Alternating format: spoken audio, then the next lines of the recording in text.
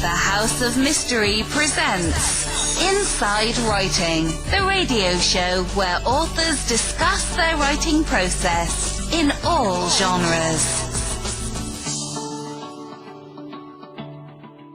Welcome back to the House of Mystery. We're at the interview part of the show. Joining us today is author Adam Stevens. Thank you for being here. Oh, Alan, it's an absolute pleasure to be here. Thank you very much for inviting me.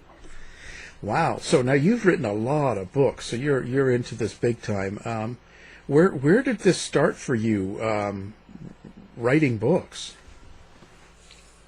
Well, I'll tell you, I've had a very long and interesting life, and it's always been my grandmother that's encouraged me to write, and I've just ignored her. But in 1997, I just tragically wanted to end my life, and I actually reflected this in two of my books. I wanted to end my life. It was over for me. I was tired with the circular, destructive nature of my own personal life, and reflected that kind of in my personal writings. And I published this manuscript, and I published it to my family in 1997. Now, my grandmother loved it, but my parents basically disowned me, and at the time, I had more respect for my grandmother than my parents anyway. So, I cherish the fact that the one cheerleader that I had enjoyed reading my story.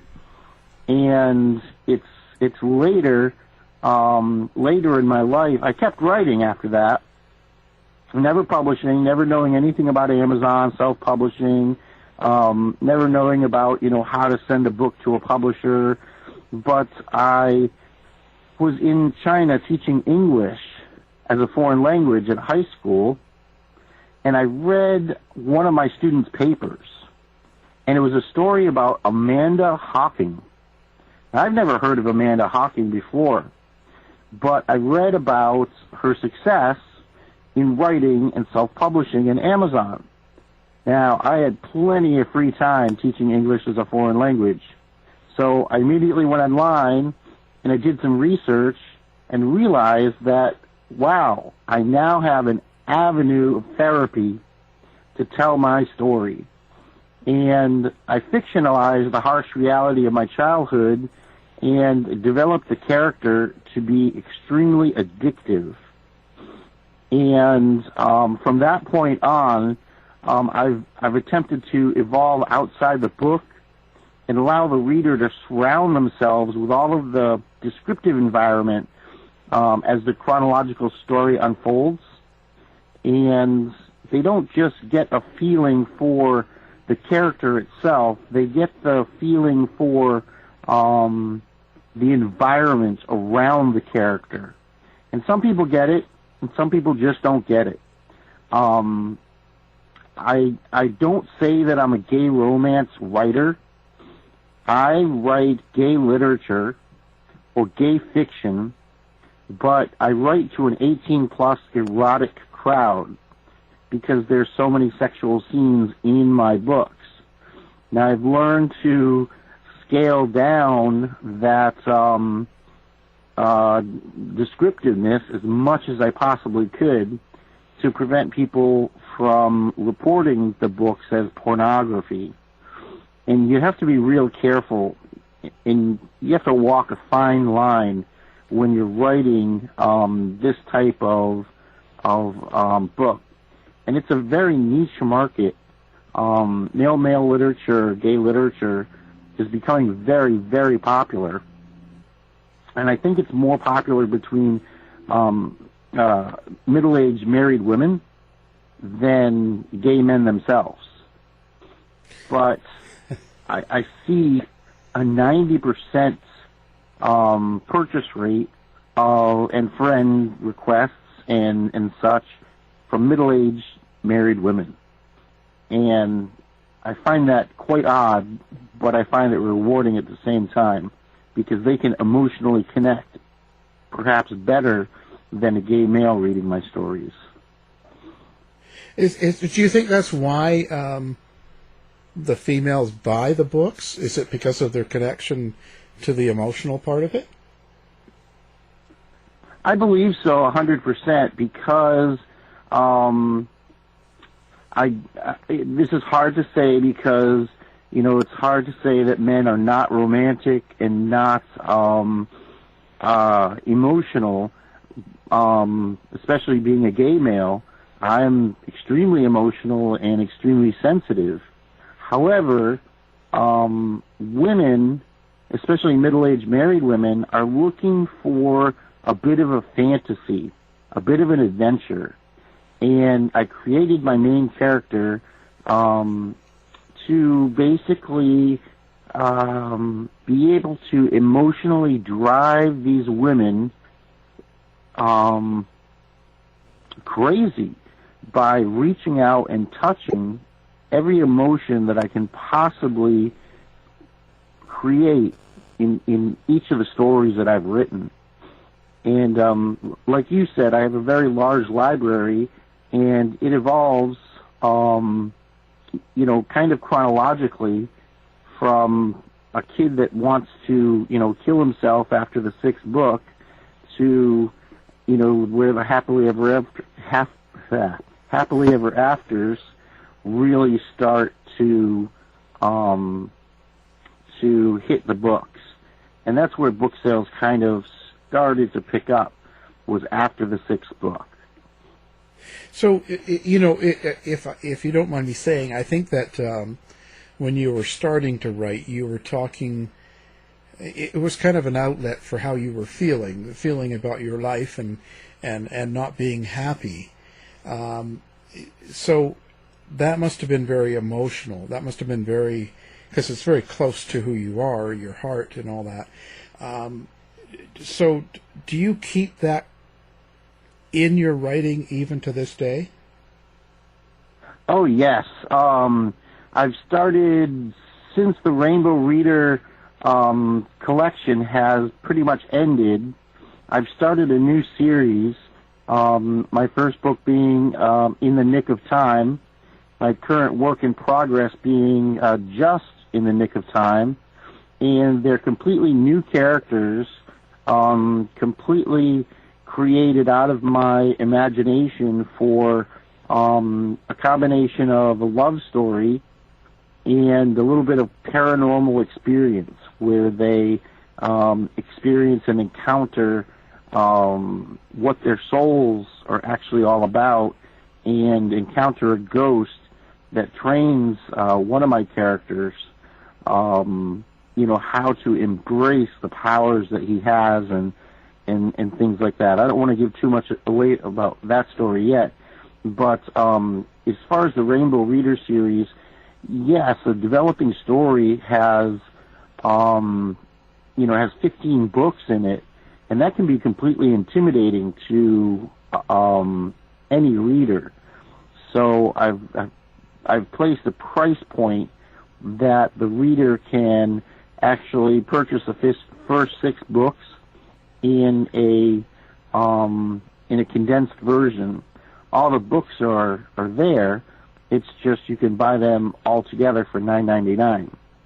And I see a lot of people reading, a 600-page book as the book was originally intended to be published. Now, the Rainbow Reader series became what it is today because of this specific point. I wrote a 300-page novel. It was my very first book, and it was called Moments in Time. It's Never Too Late to Come Out. And it was published on Amazon, and on Goodreads and Amazon, I had over 40 positive, compelling reviews that inspired me to keep writing. And I was already on the Moments in Time, It's Never Too Late to Start Over, which was the book 2 in the series. However, one day, the book was blocked. My very first book was just gone. And I argued with Amazon, and I republished it, recovered it, Didn't rename it, just recovered it and republished it. I did heavy, extensive editing, which added pages to the book, actually, and republished it. And then just a few short days later, that same book, Moments in Time, It's Never Too Late to Come Out, was deleted again. And this time, Amazon came out and said it was blocked for pornographic content. And I realized the publishing world was just not going to be for me. I basically gave up. And through some encouraging words from two authors that I've met, Cora Knight and Anne McCann, those were two women that had read my book and were blown away by my writing style. And it was a unique type of writing style. And so they really appreciated it and really encouraged me to separate the book, take out the first 3 chapters of the book. And so that's how the Rainbow Reader series actually began, was from a 300-page novel. Now, each Rainbow Reader is about 130 to 180 words, and basically they're all published individually. You can read these books alone, but most people start at the beginning, reading the Rainbow Reader Red Awakening, and then they evolve from book to book to book. And I absolutely love and thrive on reading their comments, whether they're good or bad. And there's not many bad reviews on any of my books. So I know I've got some type of talent, and that's why I keep writing for everyone. Why? Well, what is it that you want people to get out of your book? So when you're putting out these stories and you're trying to get this published and you have, whatever going on, but what is it you're trying to get? What is it you're trying to say to people?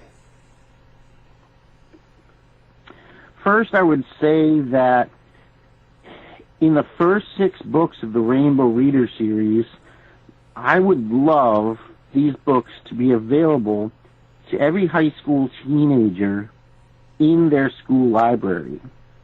And I would love every high school teenager to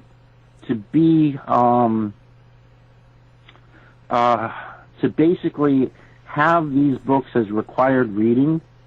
Now, obviously, I would have to edit these books intensively again to take out some of the more detailed sexual content, perhaps. But right now, my writing is for 18 and older people that read male or gay literature.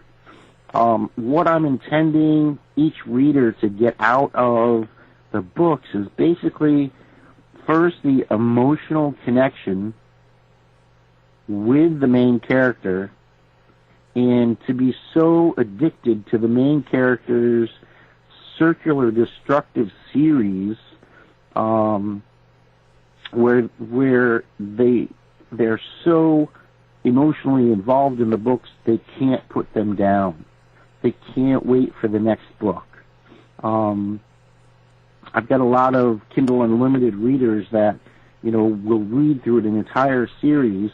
I'll look on my Kindle Direct Publishing reports and see that somebody's read 3,000 words of my books, and I go to see which ones they've read, and they started with Red and chronologically read on.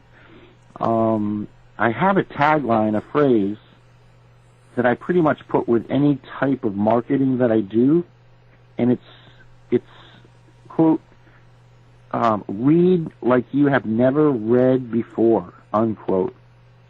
And that tagline, I think, has inspired a lot of sales, because it doesn't mean read the book upside down, or read the book in the shower, or close your eyes while you're reading the book.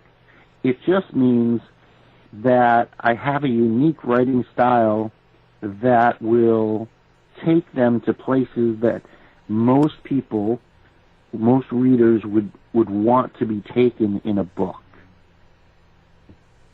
What do you consider your writing style then? Like, you talk about your unique writing style. What do you, how do you describe that?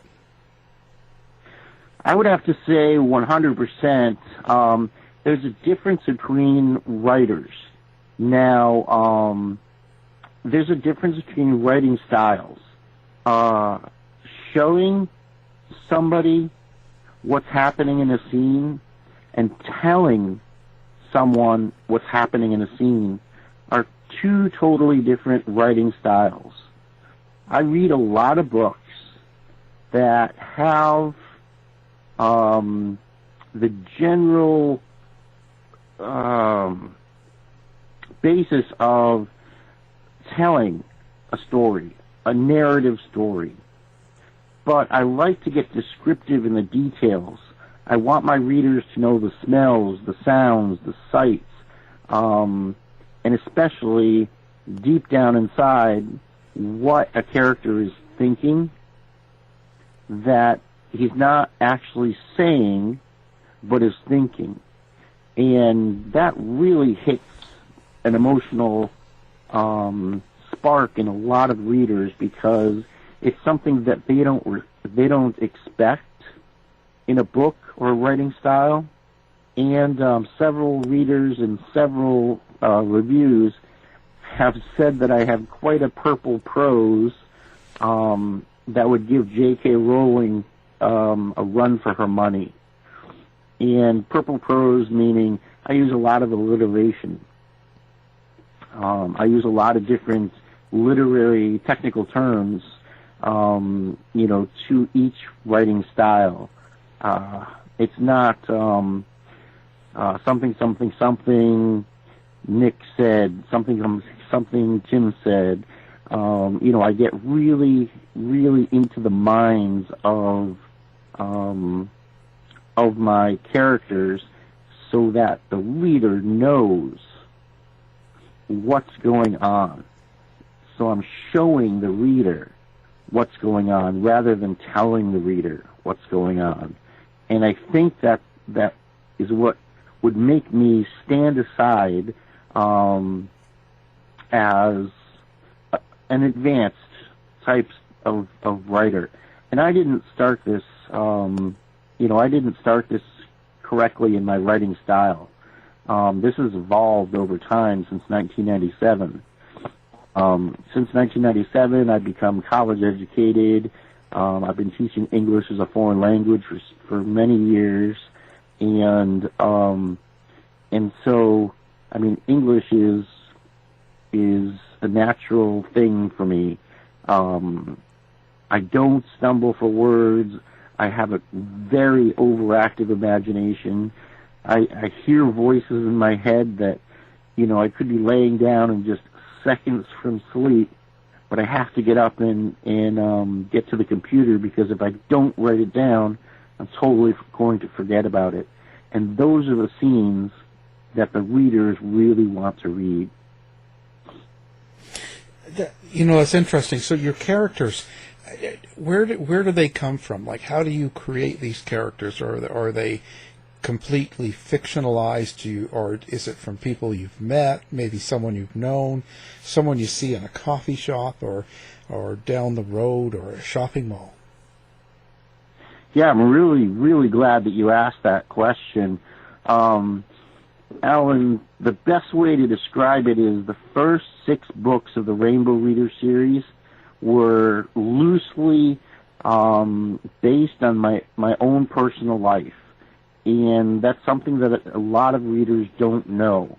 However, once I entered into the Moments in Time novels, there's 3 novels after the first 6 Rainbow Reader books.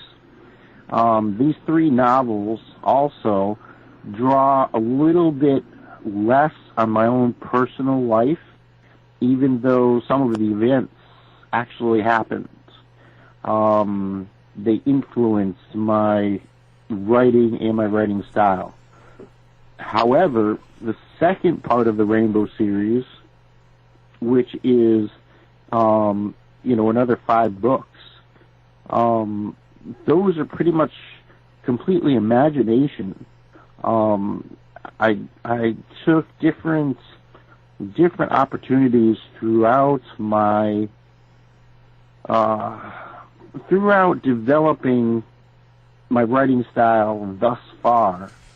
And once the novels were complete and I brought it back to the Rainbow readers, I decided that I needed to explain who some of these characters that I've written about are and explain how they fit in with the story. And it was magical for me because my mind would not shut down. I was constantly writing, and I had no free time. I was teaching English as a foreign language, grading papers, or writing. There was no other time in my life. And sometimes my writing took priority over my school responsibilities. In other words, I'd be waking up late, making my coffee, running to class with my coffee, and teaching, and then going off in between breaks and typing away. But my readers also inspire me. Based on their reviews of what they're looking for, that's how I would focus the next book, because they had questions, they needed answers, and so characters were created that really defined what the books that have been written about so far were really all about. Sounds like a lot of your characters, a lot of it is working out some of your own details of your own life. Well, I've got a lot of things that have happened to me, as I said already, in my life, and I've been so many places and had so many adventures that that I could just write forever. But being honest about my writing is very, very important to me. So that's why most of my ideas come from my own personal experiences in life. Although fictionalized, it's an outlet for sharing all of my personal innermost releases of pent-up imagination, I guess you would say. So it's a way to express myself through the desires of what the readers are actually looking for. So what do you think, what about your writing that gives problems with the publishing of it? Like, is it just too descriptive in the sexual encounters, or do you think it's more because it's with men? I think I've scaled back, being able to give enough descriptive writing in each book that I've written. It was only the first book that somebody obviously just didn't like, because it includes my characters' first 3 chapters of the book, the original book, which now are the 6 Rainbow readers. One person just obviously didn't like that book and had reported it, and it was deleted the second time after editing. So what I did is I left those 3 chapters out of the Rainbow Reader Red, and I named that book. It's actually available. Some readers want to read it. It's called Pink, The Secret Manuscript. And it's not available digitally because they would, Amazon would just, block that book. But it is available in paperback. And it's priced a little high. It's priced at $99.99. The reason why it's priced so high is that all the proceeds for the sales of the Rainbow Reader books, the first 6 books, first 6 books plus Pink, obviously, are all a fundraiser for the Homeless Youth Ranch. Now, once you get through the first 6 books, you get through the next 3 novels, you start learning about what the Homeless Youth Ranch is all about. And it's an actual personal dream that I have, that I believe that I was put on this earth to achieve. But in the books, starting after the 3 novels, starting with the Rainbow Reader White, it begins to talk about what the Homeless Youth Ranch is. And it basically goes into why the Homeless Youth Ranch is important, where these kids are coming from, and in 3 books, Gray, the Rainbow Reader Gray, the Rainbow Reader Black, and the Rainbow Reader Brown, those 3 books articulate specifically how the Homeless Youth Ranch was formed. Now, of course, I haven't formed this yet because this is still fictional, but it shows in a fictional setting what can be done, and how the homeless youth need to be helped.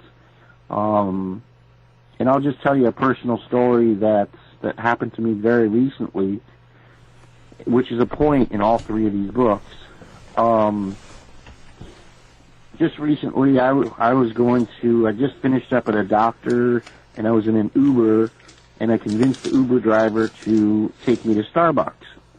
So he got on my cell phone, and I made a mobile order to that Starbucks, and we pulled into the Starbucks right at the main door.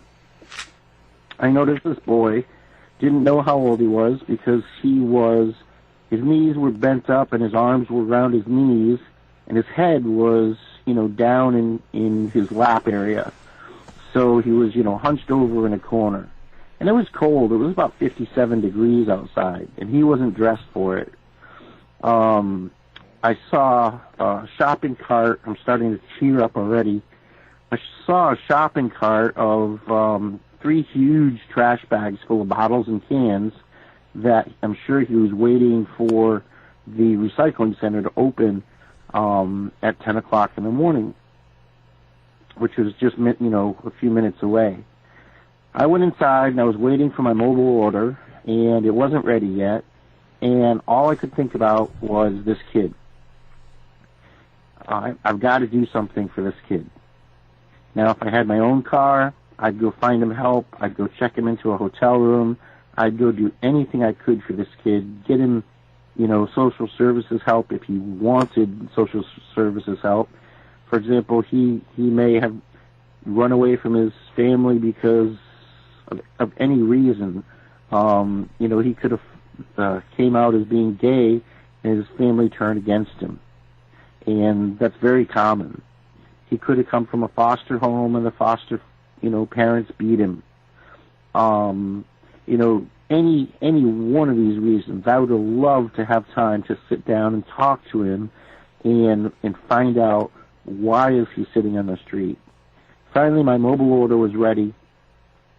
I looked in my wallet, and all I had was a $20 bill, and that was fine. But that was my last $20 for the entire month. And so I went outside. I tapped the boy on his shoulder. He raised his head up. It was tear-stained and dirty, and he smelled. I could smell his smell. And I said, "Here, it's not much, but this is for you." Now, my $20 that I gave him was probably more than the bottles and cans that he had in his cart, but he just said 2 things to me. He said, "Thank you, and God bless you." And so I basically, Alan, he touched my heart. What is a 15-year-old doing or 16-year-old doing out in the street homeless? It shouldn't happen. But I got into the Uber, and the lady said, "What was that all about?" And I said, "Well, he's obviously homeless, and he needed some money, and I gave him the only $20 that I had." And she says, "Oh, you are a saint." And I said, "Yeah, I wish I could do more for him." And that's what we talked about on the whole rest of the ride home, was the homeless youth ranch and how that's my dream. So a lot of people don't know this, and it's something that I've been meaning to do, is go back into the first Rainbow Reader, the Rainbow Reader Red, and put a prequel to that book that explains that the purchase of each of these Rainbow Reader books go directly to the homeless youth ranch, and it's something I'm seriously considering now. Well, that's great. So, where do you see yourself going with the writing? It looks like you kind of have a direction and you kind of have an idea. So, where do you see this heading? Oh, do I ever have an idea? Again, being able to express my innermost thoughts and desires. I'm having a blast writing my current work in progress. Now, my book, In the Nick of Time, is about two college students, Nick and Tim. That's a little metaphor with the book title, In the Nick of Time. And that story was just an amazing adventure to write, because I didn't pull on any specific memory from my own life. It was completely generated by my imagination, like I told you already, falling asleep and just getting to that dream state. And I've got 6 pages in my head that have to be written, because I don't want to waste those 6 pages. And I would get to the computer, I would wake up and, get to the computer, force myself to wake up even, get to the computer and, start hacking away at the keyboard. And that's what stimulates me, is when I have the voices in my head telling me what to write. It gives me extreme pleasure to be able to take that information and elaborate on it even more. It gives me a focus and a direction, and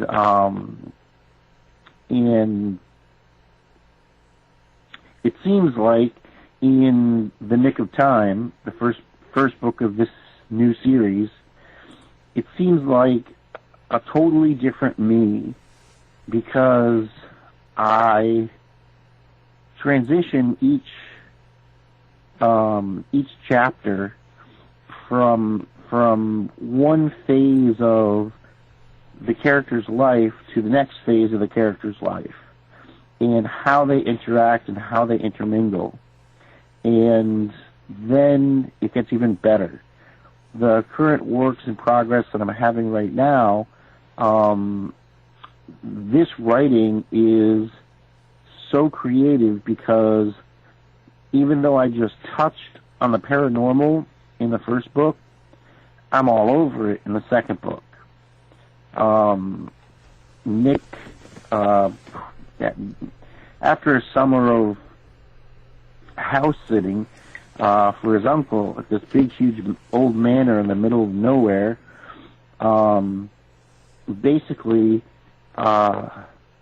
Nick and Tim are back at college, and Nick isn't spending as much time as Tim needs him to spend with him.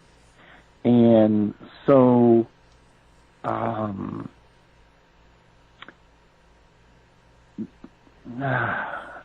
just spill the beans. Alistair, who's actually a ghost that used to live in this house, or this manor as I call it,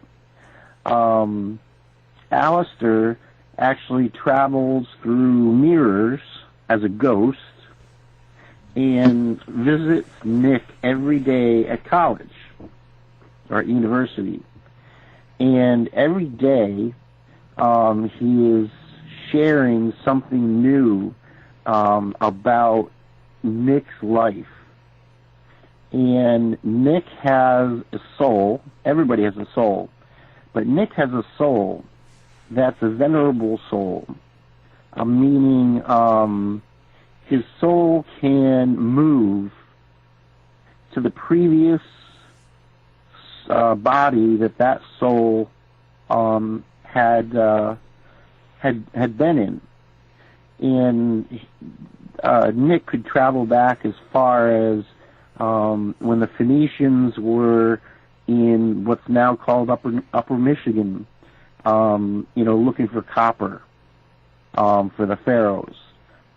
Nick could travel to the person who was the innkeeper that turned away a man from Bethlehem and his wife who were in town to pay their taxes, being Joseph and Mary, and suggested out of Nick's good nature that they could go sleep in the stable.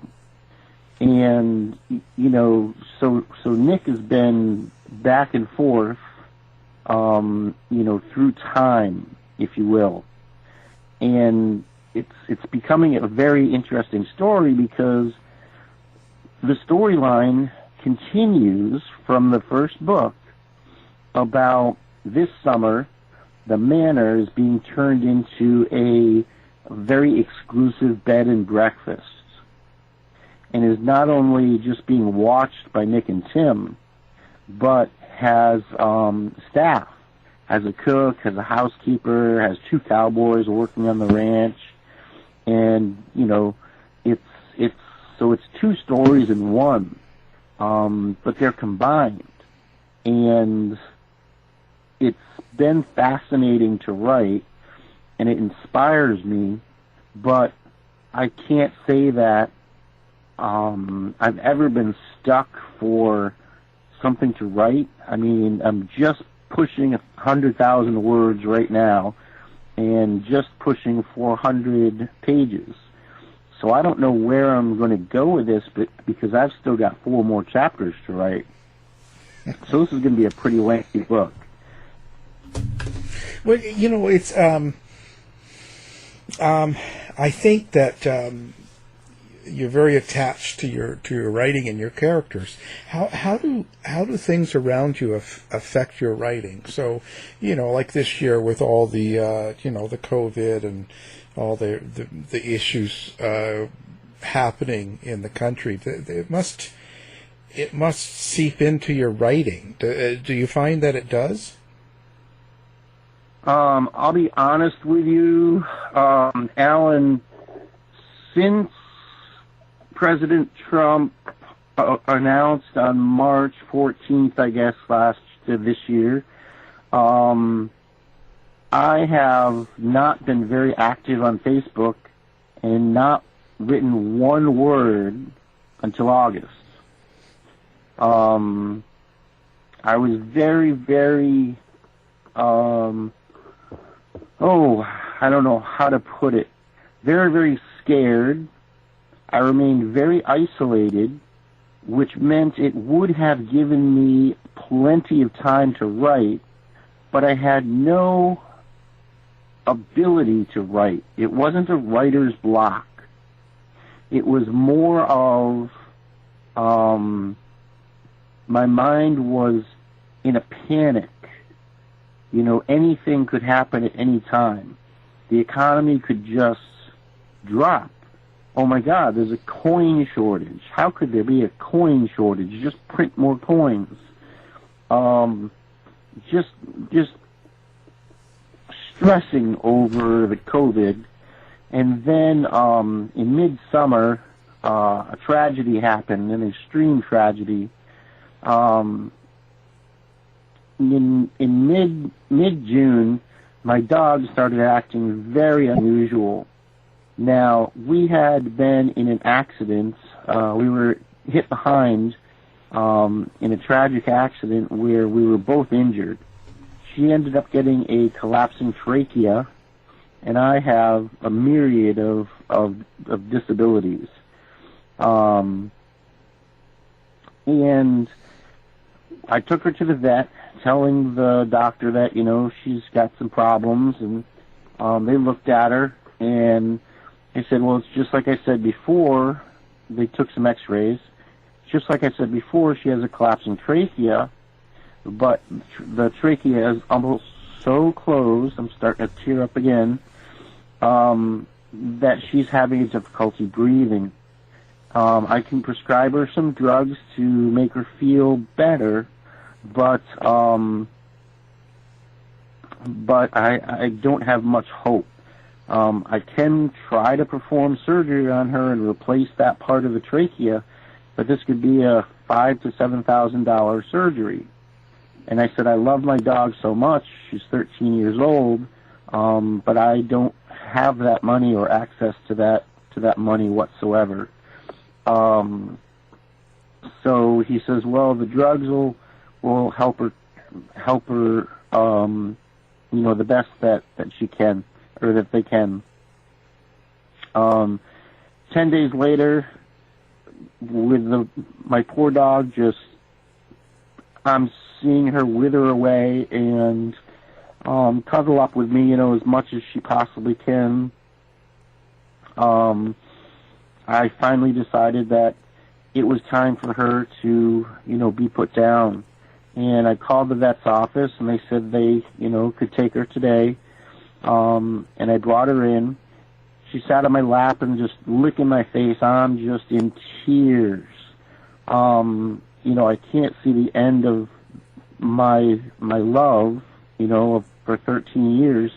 I can't see that ending. And, a few minutes later, when the vet came in, he says, here's the 3 shots. By the 3rd shot, she'll have about 1 second left, and then it'll be over, so it's time to say goodbyes. And, he said, here's shot 1, here's shot 2, you got about 1 second, here's shot 3. And I felt her last breath, from her stomach. And then that was it. She was just limp. I was holding her in my arms. And that's probably, everybody says 2020 has been the worst year of their life, but, I can relate to that. July 1st, my baby and my love died. But since then, my depression just skyrocketed. I didn't want to do anything. I didn't even want to eat.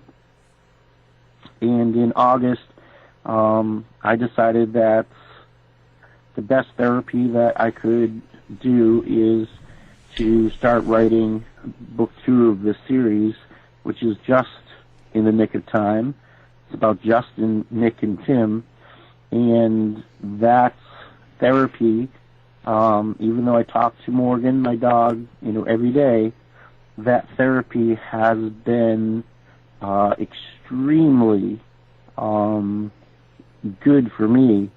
That's why I'm nearly to 100,000 words since, August. And that's a lot of words for a writer to write. I've gone through the book several times, and done a complete reread. I do have an editor that's in Australia. Her name is Anne McCann, and she's been outstanding editing all of my works. She'll even offer suggestions of, you made this mention earlier in the book. Do you want to maintain, the same meaning? and such. So she's a great person to work with, but I just think that the entire COVID time, from March until August, I did nothing but just waste time with my anxiety so high. Starting in August, though, I've been writing up a storm, and it's changed my outlook on life because it's given me a purpose again. And I think that's what actually inspired me to write back in the beginning. Was this was actually giving me therapy. It was giving me a purpose. Something to do more than just day-to-day life responsibilities. It was, this is my purpose, is to write, to entertain people, and to give them a story that they can deeply, emotionally relate with. And hopefully this new series is going to be really popular. Yeah, I hope it does well. Now, do you have a website, or do you have a place that you prefer people to go if they want to find out more about you and your writing? I don't have a website. I haven't kept that up. But I do have my Amazon profile page. So basically, if you go into Amazon and search for Adam Stevens, you'll see all my Rainbow Reader books come up that say Adam Stevens on it, and you'll see my author page come up probably first. There is another Adam Stevens out there who's a race car driver. That's not me. But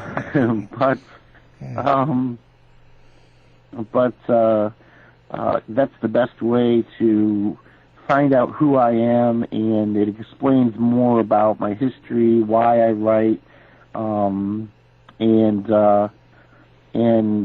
with the Amazon author central page, you can actually see all of my works. You can see all the things that I've blogged, and you can see, you can click on each book and see the reviews that other people have left on the book. So I really appreciate this type of service from Amazon. I can also be reached and seen on Goodreads. A lot of people don't review their books on Amazon. They only review their books on Goodreads. And I find that unusual, but, I'm happy that they review the books, period.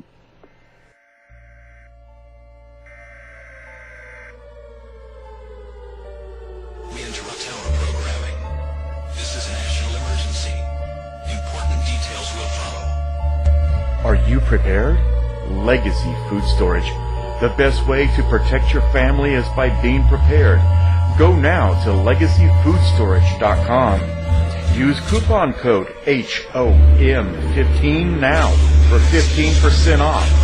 Quick, go!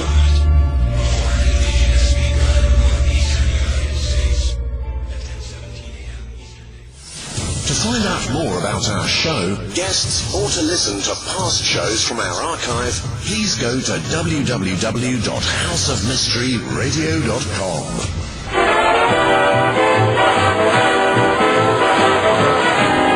The mission has been completed.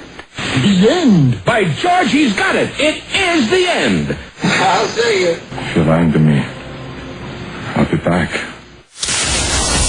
This has been a production of Something Weird Media.